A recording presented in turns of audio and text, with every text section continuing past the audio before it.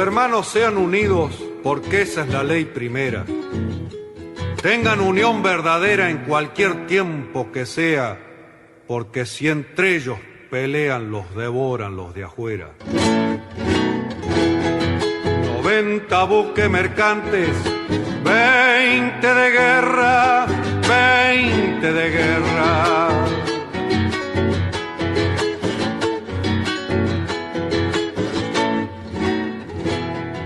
Vienen pechando arriba las aguas nuestras, las aguas nuestras.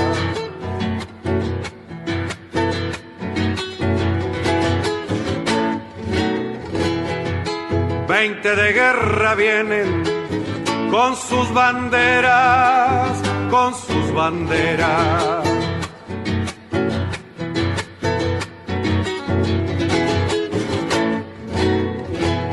La pucha con los ingleses, ¿quién los pudiera?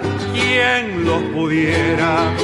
Que lo tiro a los gringos, un y gran 7, navegar tantos mares, venirse al cohete, que digo venirse al cohete. Con los acordes y el canto de la vuelta de obligado, triunfo tradicional, con letra de Miguel Brascó, e interpretado por Alberto Merlo, hoy 11 de junio damos comienzo al programa 340 de Obligados a Volver, programa que se transmite todos los miércoles y sábados a las 18 horas por nuestra página en Facebook Obligados a Volver, programa radial. Obligados a Volver, un análisis de la realidad argentina y mundial, desde nuestra mirada que es nacional, popular, democrática, feminista, latinoamericanista, ambientalista y plurinacional. Obligados a volver porque, como dijo el general San Martín, cuando la patria está en peligro, todo está permitido excepto no defenderla. Recordando y reivindicando además nuestras consignas fundacionales: lealtad a Perón, Cristina Conducción. Dirección Norberto Raful y consejo de columnistas y asesores. Locución, quien les habla, Irene Ring. En la operación técnica, Nicolás Rearte. A continuación, Norberto nos comentará, como suele hacerlo, el temario de nuestro programa de hoy. Buenas tardes, Norberto. Buenas tardes, Irene. Buenas tardes a todos, todas y todes mis oyentes de Obligados a Volver. Programa número 340. Que corresponde al sábado 11 de junio. Como es habitual, lo organizamos en dos bloques. El primer bloque se inicia con el informe de política internacional de Hernán Pereira. Le sigue la columna de Palestina y Medio Oriente de Fernando Isas, que hoy va a ofrecer el segundo tramo del informe sobre Egipto. Y a continuación, cerrando el primer bloque, la columna de Amable López Martínez, las noticias de la patria grande, que hoy presenta a El Salvador.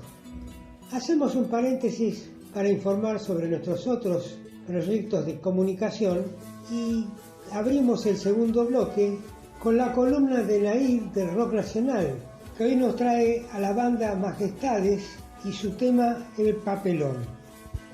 A continuación, la columna de Fabricio Sanguinetti sobre cine argentino con Los Paranoicos. A continuación, la columna de Panorama Teatral de Marisa Barrena, que nos presenta un informe sobre la experiencia del No Avestruz. Le sigue la columna Comentando Libros de Mónica Nassif, que hoy nos trae a Almudena Grandes y El Corazón Helado. Y finalmente, cerrando el bloque y el programa, el Cine Universal, a cargo de Rubén Cusati, que trae a Orson Welles y El Ciudadano. Dicho esto, ¿qué te parece, Hernán, si arrancás con tu columna? Buenas tardes, compañeros. Este es el informe de política internacional. Mi nombre es Hernán Pereira. Soy colaborador de Obligados a Volver desde hace bastante tiempo, ya varios años. 4 temas importantes en la política internacional esta semana: la guerra, la invasión a Ucrania. Segundo, las elecciones parlamentarias de Francia, la primera vuelta. porque se definen por mayorías absolutas, es decir, se eligen diputados por regiones y en cada región hay que sacar una cierta cantidad de votos, más del 50% para ser electo diputado, si no se va a una segunda vuelta entre los dos más votados, que va a ser el 19 de junio. Esto constituirá después la Asamblea Nacional. La Asamblea Nacional tiene 421 miembros. Hay que sacar, 411 miembros. Hay que sacar 205, por lo menos, para tener mayoría y poder pedirle al presidente que designe a alguien como primer ministro. Y ahí viene el tema de la cohabitación en Francia. Es decir, podría Jean-Luc Mélenchon, el líder de la izquierda, que, ¿se acuerdan?, caracterizó a nuestro presidente, a Alberto Fernández, como un reformista, puro bla bla. Él es chavista. Es decir, dice que Chávez sí era la revolución, pero que Fernández no. Bueno, es su opinión, ¿no? Volviendo al tema, Mélenchon dice que con 205 votos, que es lo que él quiere sacar, con 205 legisladores, diputados, que es lo que él aspira a sacar, y las encuestas están dándole que está muy cerca de lograrlo, tendrían que designarlo primer ministro. Hay una cohabitación muy rara. El presidente Macron ha dicho que no lo va a designar, que va a designar en todo caso a otro candidato de la izquierda. Bueno, hay un lío político muy grande en Francia en medio de una situación donde hay un descontento creciente, inflación, aumento del costo de vida muy fuerte, está la inflación bordeando el 8% anual, que para ellos es una enormidad, aumentos en alquileres, en alimentos y en combustibles, y hay además desabastecimiento de algunos productos. Esto a los franceses no les gusta nada. Recordemos que se han acostumbrado a un nivel de vida muy alto, de país desarrollado, y bueno, están sufriendo las consecuencias indirectas de la guerra.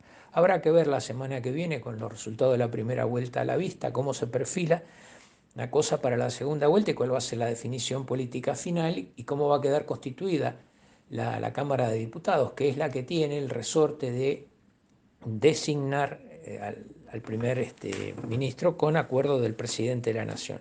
O el presidente de la Nación lo propone y la Cámara lo aprueba finalmente. Si no, puede votar una moción de censura, que casi haría por ahí tambalear la figura presidencial. Todo un tema bastante complicado y complejo.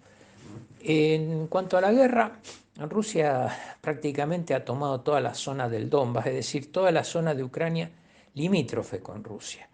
Y es donde hay población nativa local prorrusa, que quiere ser parte de Rusia. Recordemos que en la República del Donbass, que finalmente Rusia reconoció, había constantemente guerra directamente, y gran parte de la población pedía la nacionalidad rusa y integrar esos territorios a Rusia. De todas maneras, también había otros que no estaban de acuerdo con eso, no se les permitía expresarse a los prorrusos, nunca hubo un plebiscito, elecciones, ni cosa que se le parezca para permitir el separatismo de esa región, y sí hubo una represión nazi del famoso batallón Azov, que utilizaba incluso símbolos nazis. Hay que recordar algo: cuando los rusos en la Segunda Guerra empiezan su ofensiva y cruzan los límites con Ucrania, avanzando hacia Alemania, primero hacia Polonia y luego hacia Alemania, escribe el mariscal Zhukov, el jefe del ejército soviético, en sus memorias: entramos en territorio enemigo. Ucrania, para los rusos, para el estalinismo de aquella época y para lo que eran los comunistas de la época, era territorio enemigo. Esto está escrito por Zhukov, y si a alguien le interesa, las memorias de Zhukov se publicaron en castellano en la editorial Quimantú, en Santiago de Chile, y algunos ejemplares en librería de viejo por ahí deben quedar. Muy interesantes, porque es un perfecto nacionalista ruso, el amigo Zhukov, que murió hace ya muchos años, pero cuenta cómo eran cómo fueron los entremeses de la guerra y su visión, ¿no? De todos modos, bueno, lo traigo a colación porque creo que explica qué es lo que está ocurriendo en Ucrania de algún modo. Los rusos finalmente se han retirado y han tratado de conquistar la región donde hay población prorrusa. Se han dado cuenta que en el resto no iba la cosa. Se retiraron del avance hacia Kiev, del avance hacia Kharkov y otras ciudades importantes de Ucrania. Mantienen, sí, cierta presión militar, algunos bombardeos, pero la parte de la guerra en sí misma está directamente en los sectores limítrofes y con Rusia y en todo lo que sería el corredor hacia la península de Crimea. El otro gran tema que está detrás de la guerra es si van a permitir o no la exportación de los granos de Ucrania. Los rusos dicen que sí, pero hasta ahora no lo permitieron. El trigo, la soja, el maíz siguen alcanzando precios internacionales de locura, es decir, la soja está en más de $600 la tonelada. Cuando Néstor Kirchner en el 2009 quiso ponerle las retenciones que al final marcaron todo aquel lío del voto no positivo, estaba en $400. Hoy está en más de 600. Y esto tampoco quieren pagar el impuesto a la ganancia eventual, ¿no? Bueno, hay que seguir. El otro tema de política internacional importante es la elección de Colombia, que se va a realizar el otro fin de semana, el del 19 de junio. Están parejos, Petro y Hernández. Hernández ha propuesto cosas insólitas, por ejemplo, una jornada laboral de 10 horas, con un descanso de media hora para almorzar. Es un loco fascista que vuelve a la explotación capitalista casi esclavista otra vez. Jornada de trabajo de 10 horas, imagínense, en una fábrica, en un cañaveral. Digo, es una cosa de loco. Esto es una conquista obrera de la época de comienzo del siglo pasado, desde de Alfredo Palacio, antes del preperonismo. Una cosa realmente siniestra. Y además, Hernández está evitando por todos los medios cualquier tipo de debate. Dice que por razones de seguridad no va a asistir a ningún debate ni va a hacer ningún acto masivo. En tanto, Petro y Francia Márquez, su candidata a vice, la morena candidata a vice, que es un personaje realmente muy creíble, muy simpático, están realizando campañas, sobre todo en la zona del Caribe, porque hay una abstención muy grande. Ganó Petro, pero con niveles de abstención muy grandes. Si toda esa gente que no votó se volcara a votar, Petro puede alcanzar.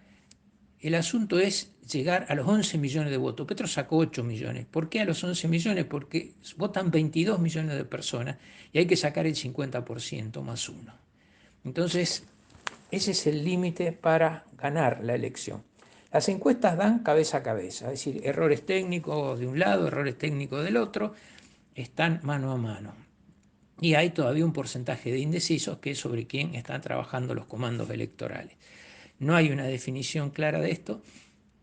Hacemos votos para que gane Petro, por favor.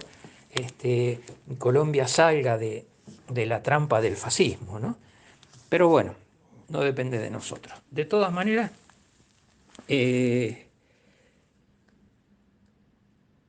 es el hecho político más importante de la región, luego de que esta semana se dio la cumbre de las Américas. Muy bueno el discurso de Alberto Fernández, al final habló como un presidente peronista, dijo todo lo que había que decir y lo dijo bien. Por supuesto, no hubo más que expresiones de deseo. Se reunió con muchos líderes latinoamericanos y también se reunió con el presidente de Brasil, con Bolsonaro. Habrá que ver qué es lo que deviene luego en términos de negociaciones que allí se pueden abrir. Bolsonaro muy crítico con Biden, que le planteó el tema de la Amazonia y de la deforestación. No hubo grandes definiciones de parte de Estados Unidos, una tímida cuestión vinculada con una supuesta ayuda económica que nunca llegará, por supuesto, y ningún cambio sustantivo y de fondo, y además siempre la exclusión de Venezuela, de Cuba, de Nicaragua y de cualquiera que se oponga a sus designios. Pero la cumbre en verdad fue un fracaso político porque marcada por las ausencias, no hubo ninguna definición importante, no ha ganado nada Estados Unidos, sosteniendo a un títere como Almagro al frente de la OEA, y muy bien Fernández al pedir la salida inmediata de Almagro como una prenda de unidad americana. Bueno, esto ha sido todo.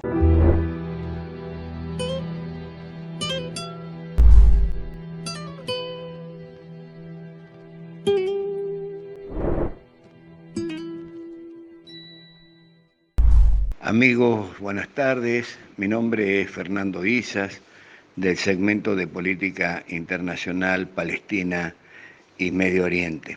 Hoy hacemos la segunda entrega de la República Árabe de Egipto. En el micro anterior habíamos finalizado comentando la fallida alquimia de la República Árabe Unida entre Egipto y Siria en un comienzo, con la proyección de incorporar a Irak a posteriori. Lamentablemente no pudo concretarse, lo que hubiese incidido positivamente en los procesos políticos, sociales y económicos de la región. Y si trasladamos a nuestra América Latina esa idea trunca, podemos apreciar en la misma sintonía e intensidad el sueño de nuestra patria grande, con la comunión de miradas y de proyectos de Chávez, de Néstor Kirchner, de Lula, de Correa y de Evo Morales. Sin dudas, una mirada adelantada del mundo por venir. Hoy, en pleno siglo XXI, atento a los acontecimientos de las últimas décadas, la única forma de hacerle frente al imperio seguramente será en bloques regionales, política y económicamente independientes. Estamos observando, no sin pavura, el reacomodamiento geopolítico en todo el mundo. Continuando con el correlato histórico de este gran país del Medio Oriente, tras el triunfo del golpe de Estado de Jamal Abdel Nasser contra el rey Farouk en 1952, se iniciaron una serie de proyectos y medidas proteccionistas, entre lo que estaba la construcción de la presa de Asuán, que había sido acordada con financiación occidental, pero británicos, cuando no, y norteamericanos, mejor dicho estadounidenses, rechazaron apoyar al presidente Nasser. Esto motivaría la decisión de nacionalizar el canal de Suez en 1956 como represalia ante una actitud cada vez más hostil de las potencias occidentales. Con la decisión de nacionalizar el canal de Suez el 26 de julio de 1956, el clima de tensión desembocó con el paso de los meses en la Guerra del Sinaí, también llamada Guerra o Crisis de Suez. La guerra que enfrentó durante 9 días, desde el 29 de octubre al 7 de noviembre de 1956, a una coalición formada por el Reino Unido, Francia e Israel, contra Egipto, que acabó con una victoria militar de la coalición. El conflicto se inició con la invasión previa de la coalición y la forma total de la península del Sinaí. Sin embargo, como medida extraordinaria, el presidente Nasser decidió inutilizar el canal hundiendo unos 40 barcos mercantes. Ante esa situación, y en el contexto de un mundo bipolar, el marco de la Guerra Fría que se estaba dando, tanto Estados Unidos como la Unión de Repúblicas Socialistas Soviéticas no aprueban la actuación de la coalición, siendo llevado el asunto a las Naciones Unidas. El organismo decidirá que las potencias extranjeras deben abandonar territorio egipcio, quedando libre la península. Además, con el tiempo no podrán evitar la nacionalización de dicho canal. Tras el éxito diplomático obtenido por el Reich egipcio en relación al episodio del Canal de Suez, en marzo de 1957, los israelíes evacuarán completamente la península del Sinaí y Egipto recuperará su integridad territorial y su honor nacional. En enero de 1957, el presidente norteamericano Eisenhower expuso en el Congreso la doctrina a desarrollar con respecto a los países árabes. La línea maestra de la misma será ocupar el papel de poder e influencia que previamente tenían en la zona el Reino Unido y Francia. Sin embargo, Nasser está plenamente decidido a no permitir que ninguna potencia imperialista, ya sea occidental o soviética, ocupe los territorios árabes. Y eso no solo se restringe a las fronteras egipcias. Nasser siente que debe aprovechar el triunfo moral obtenido frente al Reino Unido, Francia e Israel y se erige como líder de una realidad geográfica que contempla pueblos con una misma cultura, lengua, religión y pasado común. Así transcurrieron algunos años donde Egipto, con Nasser en su conducción, fueron una parte importante de la geopolítica de Oriente Medio. Conocemos el devenir de los acontecimientos hasta la muerte de Nasser y la sucesión de Anwar el-Sadat, quien lo reemplaza en la presidencia y con una Verónica de 180 grados firma los acuerdos de Camp David, que en el tiempo le costará la vida en un atentado durante un desfile militar a mano de sus propios camaradas del ejército. Así transcurrieron las últimas décadas del siglo pasado y Egipto, convulsionado, incluso después del asesinato de Sadat, la asunción en la presidencia de Hosni Mubarak, también un camarada del ejército egipcio, se balanceó con bastante equilibrio en el oleaje de la inestabilidad política, social, económica en los últimos años del siglo pasado y ya comenzado los primeros años de este siglo XXI. En el año 2013 lanzó el Movimiento Egipcio para el Cambio, conocido popularmente como Kifaya, para buscar una vuelta a la democracia y a mayores libertades civiles. Sin embargo, no fue hasta febrero de 2011 cuando el pueblo en la famosa Plaza Al-Tahrir logra derrocar a Hosni Mubarak, que llevaba 30 años en el poder, mediante 2 semanas de manifestaciones. En esa permanente rebelión, durante 2 semanas, en la Plaza Al-Tahrir, la Plaza de la Liberación, en pleno centro del Cairo, la capital egipcia, se congregaban a diario varios cientos de miles de manifestantes.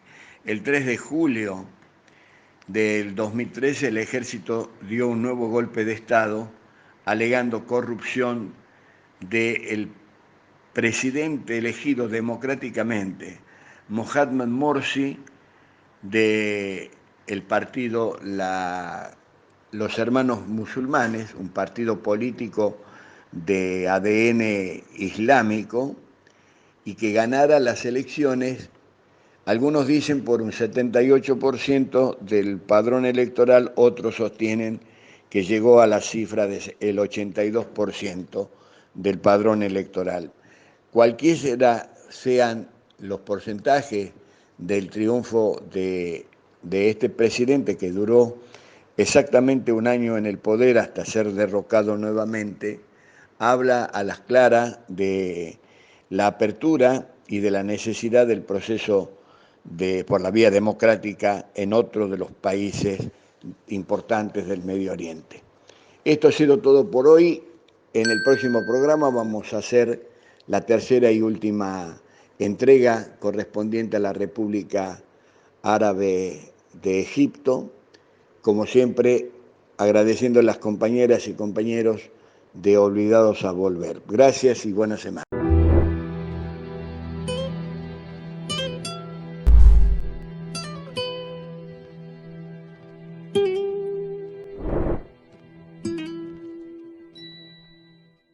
Buenas tardes para todos los compañeros, soy Amable López Martínez y en esta ocasión vamos a hacer una visita política a la realidad de El Salvador en el 2022. El Salvador, ese pequeño país centroamericano que conoció la insurgencia del Frente Farabundo Martí en los 80, el martirio de Arnulfo Romero en el año de 1980, y tantas otras desgracias, y que casi se constituye en un estado fallido por el fenómeno de la delincuencia de las maras o pandillas masivas organizadas como mafia, merece hoy nuestra visita informativa. Entre 1989 y 2019, un exitoso proceso de pacificación entre la ultraderecha del Partido Arena y la izquierda domesticada del Farabundo Martí de Liberación Nacional permitió una alternancia en el poder de dos partidos. Uno de los integrantes del Farabundo Martí de Liberación Nacional, Nayib Bukele, alcanza la intendencia de la capital, San Salvador, y a partir de esta plataforma se proyecta en 2019 como candidato presidencial y emergente figura política. Para triunfar se aleja del FMLN, a partir de lo cual comienza a ser visto por algunos como populista, esa caracterización que como comodín se usa para cualquier cosa. Al parecer, el pueblo salvadoreño no estaba muy conforme con el gobierno del Farabundo Martí, o no percibía diferencias en relación a los gobiernos de Arena. El Farabundo Martí había accedido al gobierno en el 2009. Sea como sea, Bukele triunfó con un 53% de los votos contra los dos aparatos políticos ya por ese entonces tradicionales. Sus gestiones municipales, primero en la localidad de Cuscatlán y luego en la capital, parecen haberle servido de antecedentes virtuosos. De El Salvador poco sabemos, salvo que es un país más de la Centroamérica sometida en su tiempo por la United Fruit y su política de monocultivo colonialista, que vive actualmente de la agricultura, de las remesas y poco más, que tiene una gran sobrepoblación o al menos una migración desesperada hacia el norte. La Constitución de 1983 establece un tamaño máximo de la propiedad agraria en una suerte de reforma agraria dirigida por el propio establishment para quitar base a la guerrilla, pero que al parecer crea una nueva dirigencia económica ligada a los banqueros. Con la victoria electoral de Arena, al principio del proceso de paz, las cooperativas agrícolas se desmantelan y con la llegada del Farabundo Martí en 2009 este proceso no se revierte. El Farabundo Martí llega al gobierno, pero a condición de tornarse rosado, es decir, dedicarse a la mitigación de la pobreza, fomentar algo la educación, pero no al combate radical contra el sistema. El año 2022 nos enfrenta a un panorama que rompe claramente con ese pasado. No seremos inocentes adelantándonos a afirmar que la revolución social ahora sí ha llegado. El proceso está abierto, pero hay que decir que la percepción popular efectivamente va por ese camino. Los primeros 3 años del gobierno de Bukele muestran ciertos indicadores que no dejan a nadie indiferente. Bukele estigmatiza a los partidos de izquierda y derecha señalándoles como cómplices. Avanza, igual que en sus intendencias, en la ejecución acelerada del gasto y la inversión públicas. Sustituye el poder judicial heredado por otro nuevo, Manu Militari, apoyándose en su renovada mayoría legislativa, de 61 escaños sobre 64, con que la ciudadanía premió su gobierno en la primera renovación parlamentaria durante su gestión. Critica por igual al progresismo sexista como al gobierno de los Estados Unidos. Se enfrenta a Venezuela y Estados Unidos y acuerda con López Obrador. Luego de 2 años de una tregua que no quiere reconocer con las maras, pero que existió, ante un reinicio de la violencia hace aprobar un estado de excepción que le permite encarcelar a 20.000 de los 70.000 mareros mafiosos que se estima existen en El Salvador y frenar abruptamente el problema. Por cierto, la miríada de organismos de derechos humanos de todo el mundo ponen el grito en el cielo, aunque no haya muertos en ese proceso de represión. Quizá quienes se explayan académicamente sobre el origen sociológico de la delincuencia organizada deberían reconocer que una vez que ésta se establece se hace autónoma de su propio origen. 70.000 mareros de El Salvador y otros tantos de México y el resto de Centroamérica, Colombia, Ecuador y también ya en parte en Argentina, no dejarán de serlo solo porque se resuelva el problema de la pobreza, problema que por otra parte tornan dramático con su propio accionar. Por tanto, los progresismos deberían dar también recomendaciones eficaces sobre cómo desmantelar dicho fenómeno. Cierto progresismo, sabemos, regala a las derechas la bandera de la inseguridad, limitándose a expresar solo su molestia ante los excesos. Pero por sobre todo, Bukele pone en marcha un estilo de comunicación política que le permite pasar por encima de la dominancia de los medios de comunicación, que por supuesto existen en El Salvador como existen aquí. Podrán ustedes ver sus mensajes y sus discursos a través de YouTube y formarse una opinión personal. Lo que queremos resaltar es que, al menos por el momento, Bukele ha logrado salir por arriba del laberinto como pedía Jauretche. Lo que algunos mandatarios progresistas latinoamericanos que solo saben hacer mitigación deberían aprender. Y si no, que le pregunten al Farabundo Martí de Liberación Nacional, no guerrillero, el que ha estado en el gobierno liberal, cómo fracasar. Un hecho innegable, aunque se enojen los camaradas del Partido Comunista Argentino. Quienes suelen ponderar la comunicación directa del líder con el pueblo como una herramienta de la democracia auténtica se sentirán confortados. Nosotros seremos más prudentes en cuanto a Bukele en particular, pero adelantaremos que no estaría de más contar con más líderes con esa capacidad, en lugar de formas de comunicación deprimentes que no informan a sus pueblos ni siquiera lo que hacen bien. Dicen las leyes de Murphy que si algo puede salir mal, saldrá mal. Quienes recordamos a López Rega no precisamente con afecto, sabemos que esto puede ocurrir. El liderazgo virtuoso y fuerte y el autoritarismo arbitrario son dos realidades que comparten límites, son muy cercanos aunque sean lo opuesto. Muy cerca de El Salvador, Nicaragua nos vuelve a mostrar hoy este dilema. Por nuestra parte creemos que las leyes de Murphy se cumplen con alta probabilidad, pero que no son inexorables. Lo que es seguro es que si Bukele desea triunfar estratégicamente, debería estudiar un poco mejor lo que es el dinero. Su apuesta por las criptodivisas como el Bitcoin es muy peligrosa, salvo que la mantenga dentro de ciertos límites, o que solo se trate de emisión de deuda en Bitcoin, cuya depreciación lo podría beneficiar. Un manto de piedad debe extenderse sobre este tema, dado que poco se puede exigir a un político cuando los propios economistas, incluidos algunos premios Nobel, no saben qué cosa es en realidad el dinero. En resumen, nos encontramos en El Salvador ante un panorama político que al día de hoy parece auspicioso para su pueblo. Esperemos que así sea y que quede como saldo organización popular, justicia y desarrollo. No solo El Salvador, sino toda la región centroamericana lo requiere en forma urgente. Los progresismos descafeinados, como el Farabundo Martí de los últimos tiempos, han fracasado aunque rememoren cotidianamente su pasado heroico. De eso estamos seguros.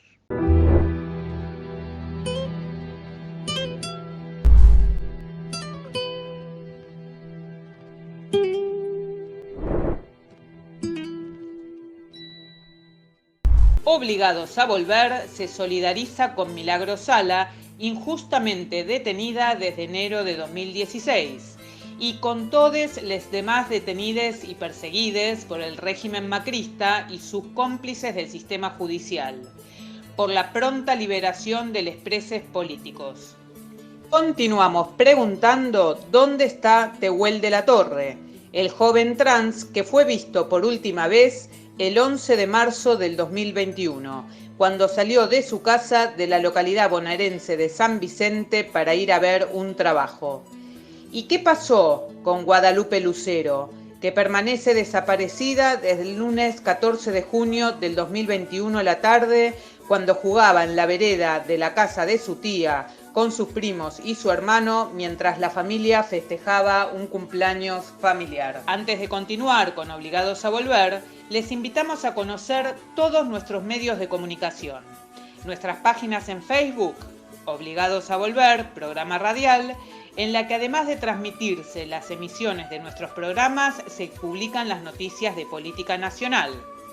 La Lealtad, Política y Cultura, en la que podrán ver las publicaciones de cultura, noticias de la patria grande y del panorama internacional en general. Y el grupo Obligados a Volver, dispuesto para el intercambio de información y debate entre nuestros oyentes. Además, tenemos el rotativo de Obligados a Volver, un servicio cotidiano de noticias, música y buen humor al que se accede adhiriendo a un grupo de WhatsApp. Les recordamos también que pueden suscribirse a nuestro canal de YouTube, Obligados a Volver, donde pueden consultar los programas ya emitidos y material audiovisual en varias listas de reproducción.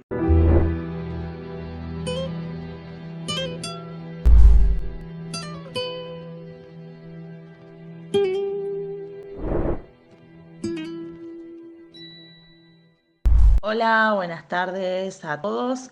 Soy Nair, esta es la columna de rock nacional para el programa Obligados a Volver.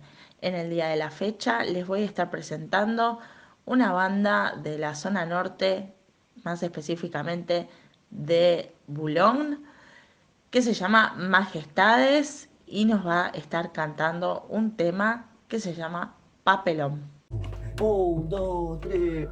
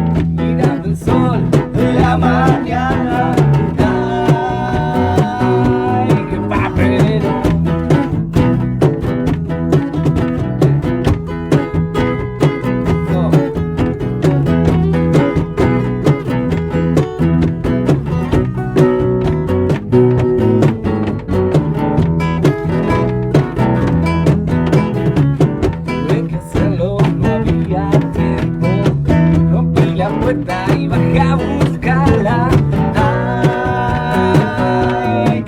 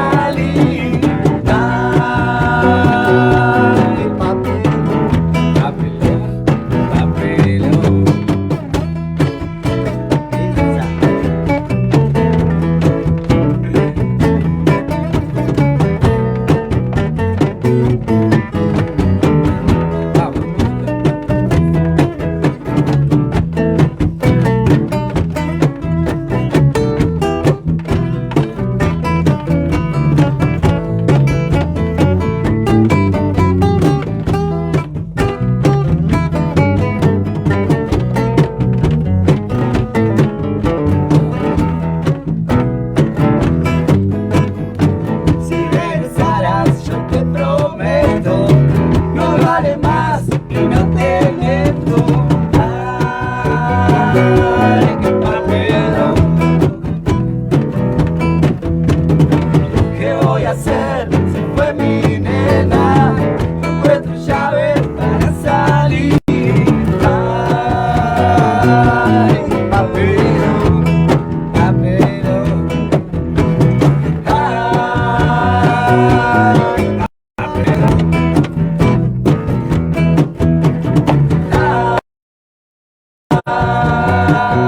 ¡Qué papelero!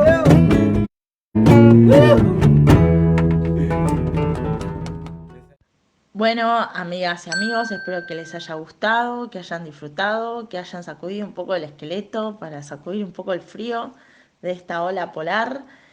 Y nos encontramos el próximo programa. Muchas gracias.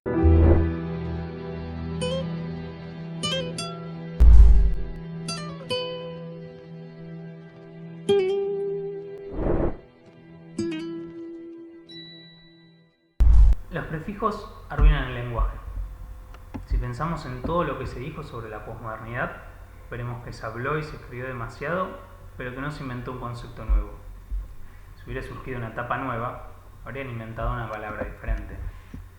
Lo mismo pasa cuando escuchamos hablar del nuevo cine argentino.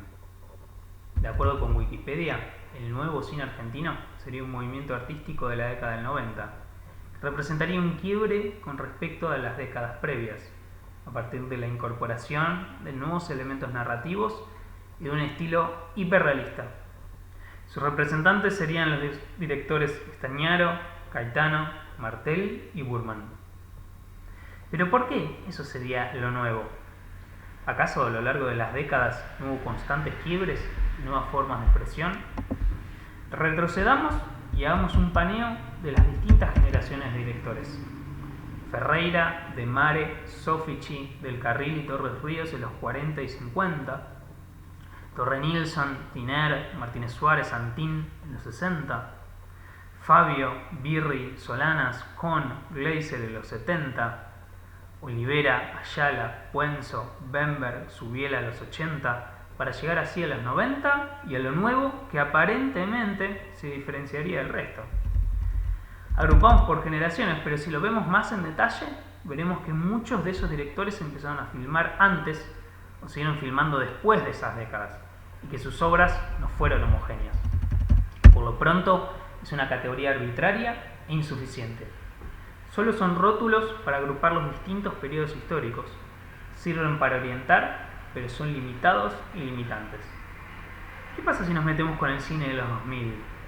¿Pasaría a ser el nuevo cine argentino? Lo que realmente sucedió es que el cine nacional siguió. Se siguieron haciendo películas y los recursos tecnológicos para llevarlas a cabo empezaron a ser cada vez más accesibles, aunque no siempre estuvieron acompañadas por la misma disponibilidad de recursos económicos. En la Argentina, la capacidad creativa estuvo siempre por encima del presupuesto. De eso se trata la película Los Paranoicos del año 2008. Su director, Gabriel Madina, es un salido de la FUC. Eso sí podría ser un elemento nuevo.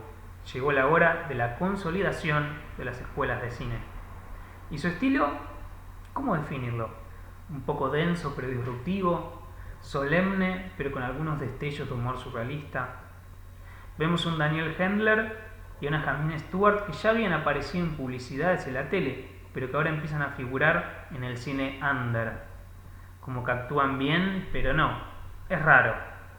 Ahí se destaca el papel de Walter Jacob, un actor, director y dramaturgo muy ligado al teatro y ajeno a la tele y a las publis, y que en esta peli parece que actúa realmente mal, pero en realidad actúa bien. Es un mérito. Claro, de eso se trata, de hacer algo disruptivo. La industria creció a tal punto que es necesario crear algo independiente, ajeno a las reglas del mercado y a los subsidios. Pero, ¿eso solo pasó en el último tiempo? ¿Cómo hacían antes para distinguirse del resto?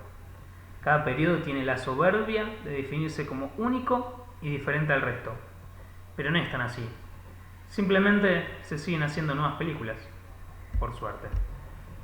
Para que le interese, Los Paranoicos está disponible en YouTube.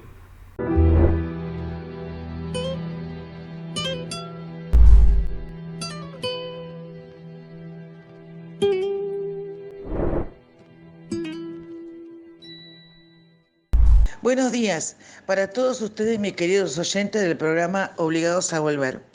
Nuevamente nos encontramos en este espacio, Panorama Teatral, para compartir como siempre las escenas teatrales que están en cartelera, ahora, en la actualidad. Nuevamente en el teatro off o teatro under, o como también se dice, el teatro alternativo. En esta oportunidad, en el barrio de Palermo Soho, se encuentra esta sala teatral, más precisamente en la calle Humboldt 1957. Entre tanta oferta culinaria, bares y boliches, se encuentra esta sala llamada No Avestruz. Esta sala es un espacio de trabajo cultural surgido en la rompiente del diciembre del 2001. Fue diviniendo en galpón a espacio alternativo, a living de conciertos, a teatro independiente. No Avestruz hoy es el resultado de lo impensado. Nació en el codo de un camino, donde cambia el horizonte desde el inicio. Se traduce en el compromiso de abrir las puertas cada día y sostener la construcción de un espacio diverso en su propuesta estética, plural en su modo de gestión y convencidos de asumir el riesgo a trabajar en y para el arte. Quienes trabajan en No Avestruz militan en No Avestruz. No hay otro modo de hacerlo. No Avestruz es un sobreviviente.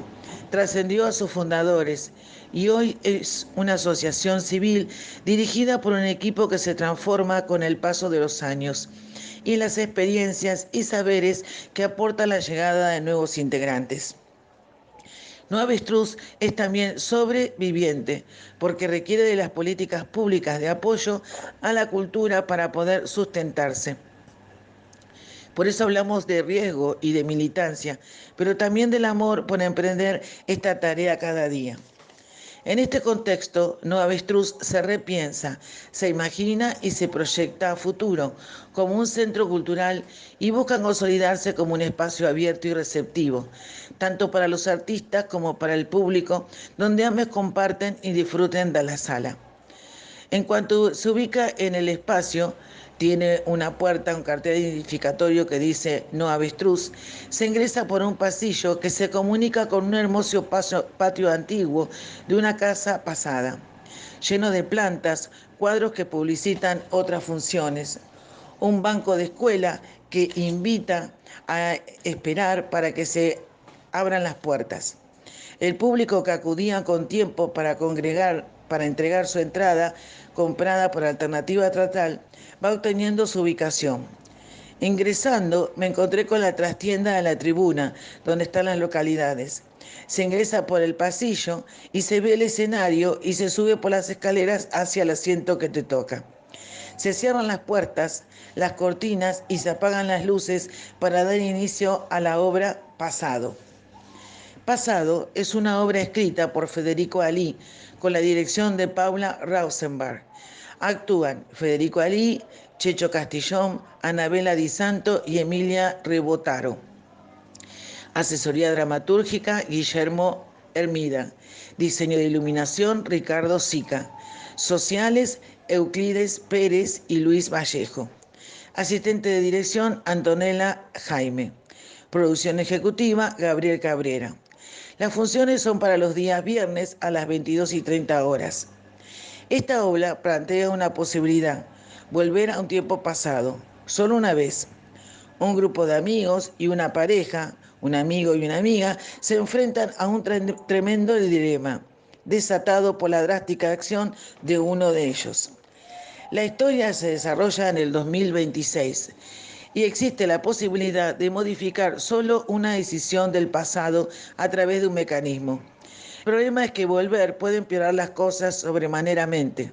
En ese grupo habría mentiras y situaciones oscuras que claramente complicarán el presente. Esta es una obra dinámica con un argumento futurista que avanza a través del diálogo, ágiles y tenidos por momentos de toque de humor e ironía. Es una propuesta original con actuaciones muy buenas, en particular la de la actriz Emilia Rebotaro, que muestra un gran histrionismo destacándose en el escenario. Hay un hábil manejo del espacio con muy pocos elementos que son inteligentemente utilizados. La apuesta es simple y concreta. Van resolviendo, las resoluciones físicas como los cuerpos humanos son fabulosos. Ejemplo, hacen las chicas y el chico de máquinas para hacer ejercicios o el museo haciendo de estatuas. Si tuviera que cambiar un momento en tu pasado, ¿cuál sería? ¿Y bajo qué consecuencias? Como verán, mis queridos compañeros, hoy hay que acompañar esta iniciativa teatral a fuerza de pulmón y autogestionarse. Tanto así que los actores, Federico Alí es el autor de esta historia. Tal objetivo propuesto se cristaliza porque existen jóvenes actores que apuestan por estas experiencias. Los aplaudo por la energía que invierten y por llevar a cabo sus proyectos. Por eso, mis queridos, los invito a apoyar estas obras teatrales, que muchas veces llegan a nuestros oídos por recomendación oral. Esto fomenta la oferta teatral para que nosotros, el público, podamos elegir qué tipo de teatro queremos ver, drama o comedia. Espero, mis queridos, que puedan acercarse al teatro para apoyarlo, no solo porque nos engrandece el alma, como siempre les digo, sino por estas apuestas que hacen nuestros jóvenes actores. Todos empezamos alguna vez, por eso está bueno apoyarlos. Hasta acá por hoy. Los espero en mi próxima entrega en esta columna llamada Panorama Teatral. Chau, chau.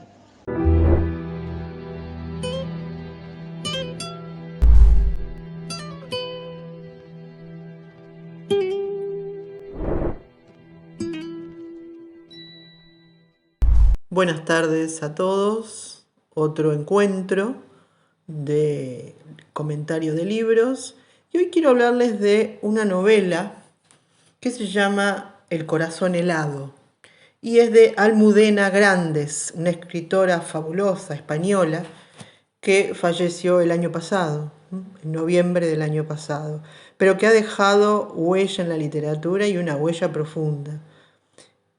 El corazón helado es la historia de la familia de Julio Carrión y la familia de su esposa y de sus hijos. Julio Carrión, él como un pater familias, dedicado a hacer dinero, un empresario, y el que mantiene a toda su familia. En la novela empieza con su funeral, donde van sus hijos, y aparece alguien, una mujer, muy joven, mirando desde el fondo. Toda la escena familiar en el velorio de Julio Carrión. Bien, no voy a profundizar en el argumento, pero bueno, habla de la historia de Julio Carrión, que fue militando en el franquismo y después pasó a otro bando, es decir, toda la historia de la Guerra Civil Española se entrecruza y todas las problemáticas que esta guerra trajo para el pueblo español. Lo curioso es que el hijo, uno de los hijos de Julio Carrión, va a tener una aventura con una de las amantes de Julio Carrión y también el casado con un hijo, es decir, de alguna manera, paralelamente, repitiendo la historia del padre, se va a suscitar toda esta relación que pareciera casual, pero que bueno, tiene todas las implicancias de una relación paralela al matrimonio.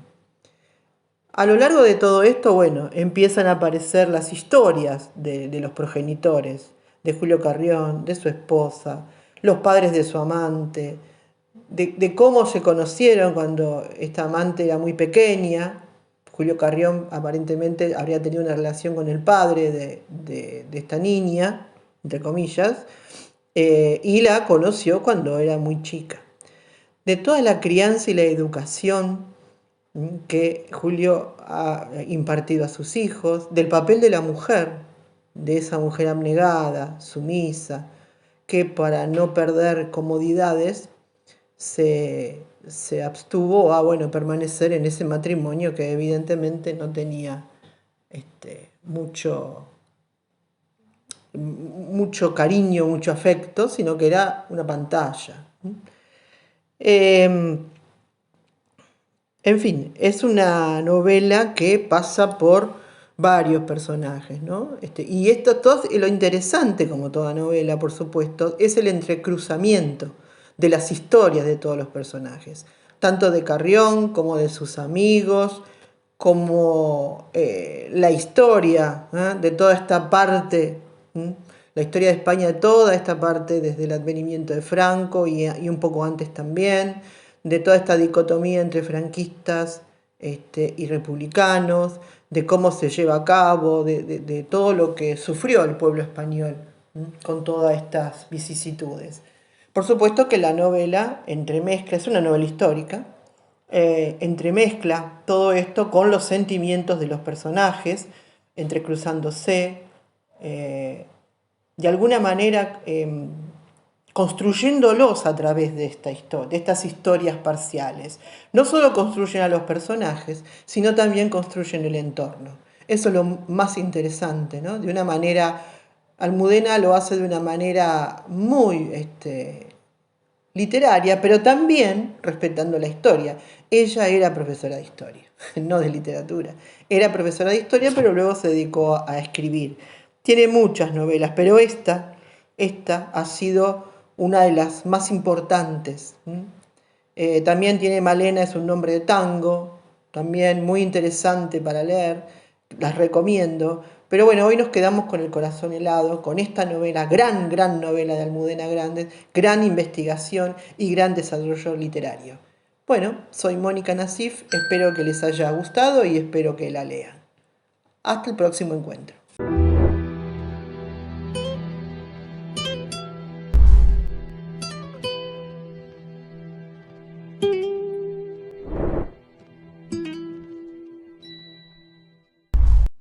Buenas tardes, soy Rubén Cusati y hablaremos acerca de la verdad en el cine y en el arte en general, o el cine de entretenimiento y el contenidista, forma o contenido, técnica o mensaje, entre la ficción y la realidad, entre la verdad y la mentira.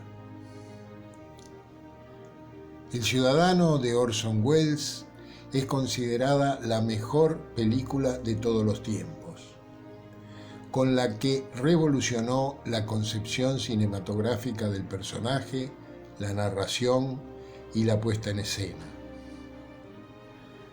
Algunos la citan como origen del cine.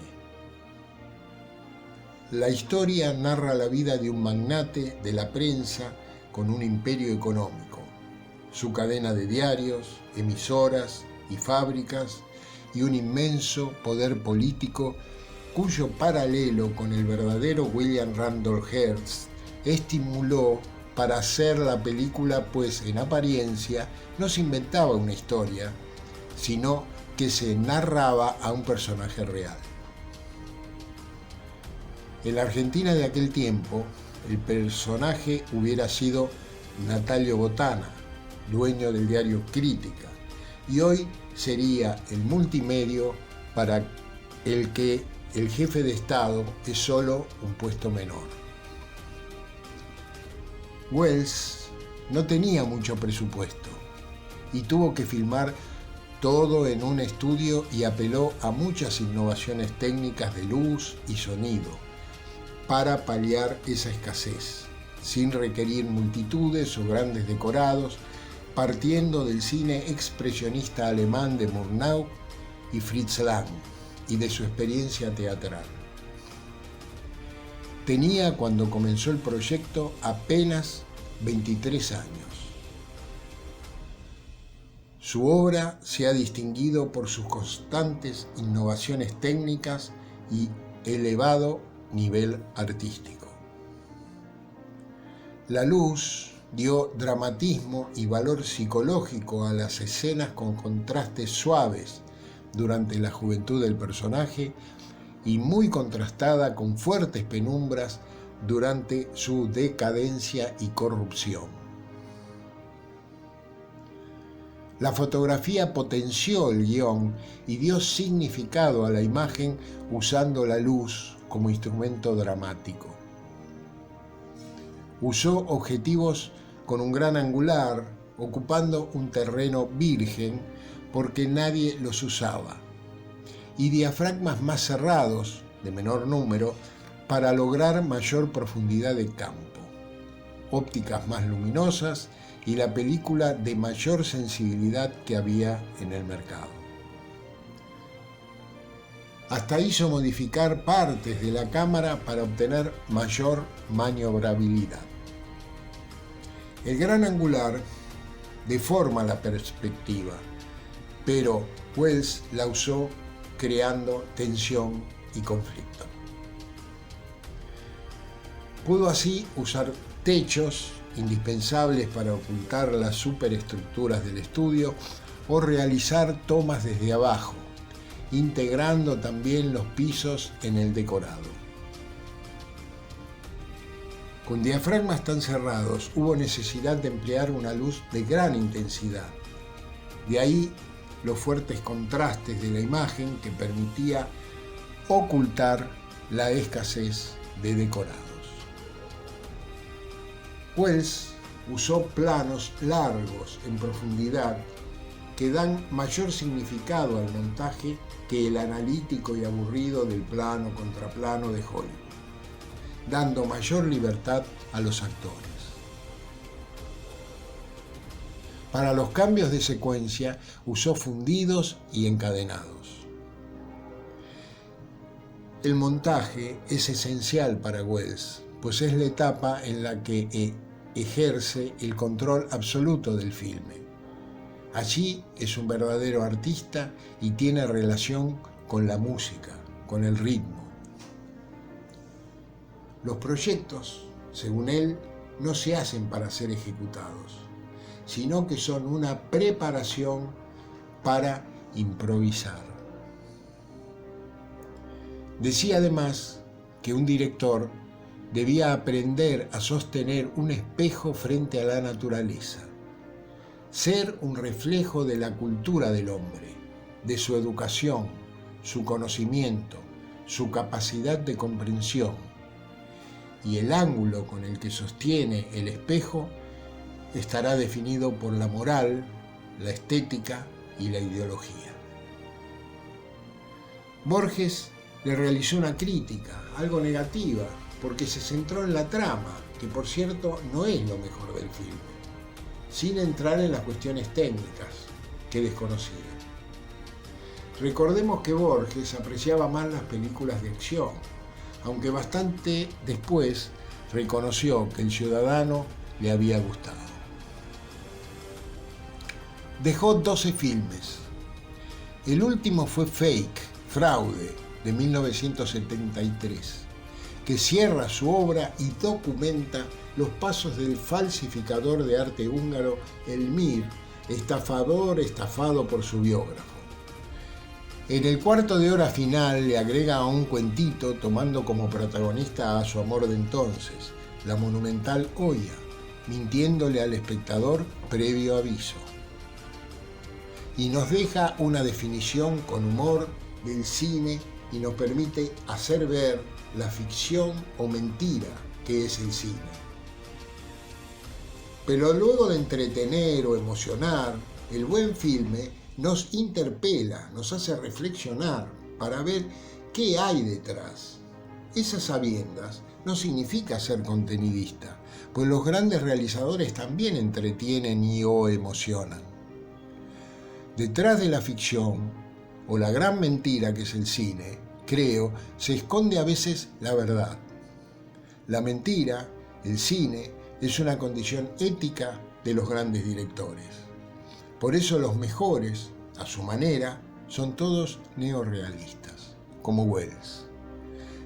Por supuesto con la técnica aprendida de los Ford.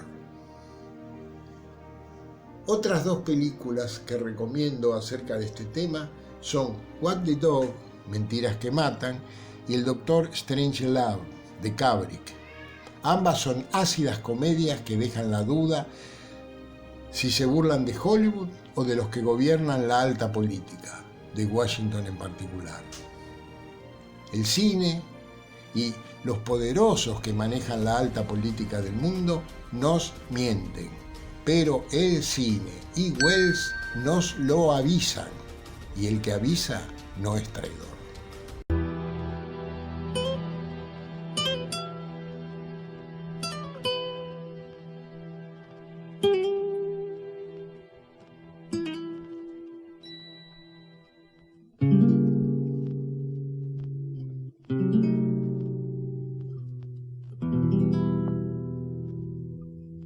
Se nos está terminando el programa. Agradecemos a nuestro operador Nicolás Rearte por su trabajo que nos permite salir al aire.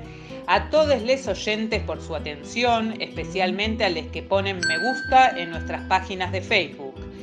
Antes de despedirnos, les recordamos que nuestro programa de radio Obligados a Volver se transmite todos los miércoles y sábado, siempre a las 18 horas, y tenemos una nueva propuesta.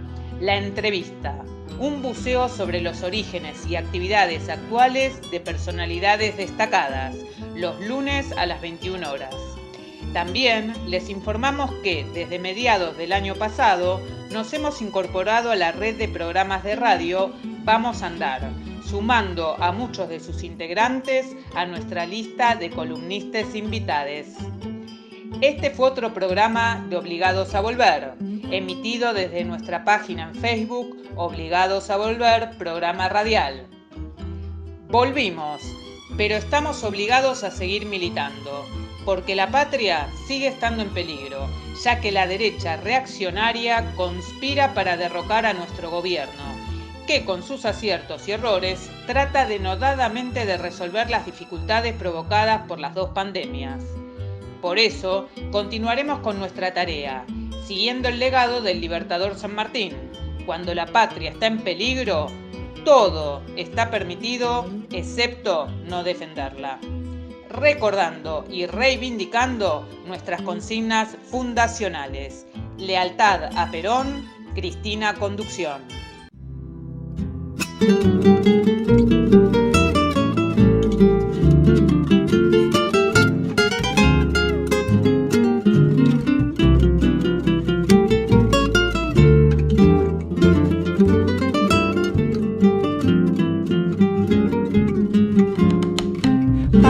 Es mi gente en su tierra, es nuestra forma de ser. Soberano es de su patria, quien la sabe defender. Soberano es de su patria, quien la sabe defender.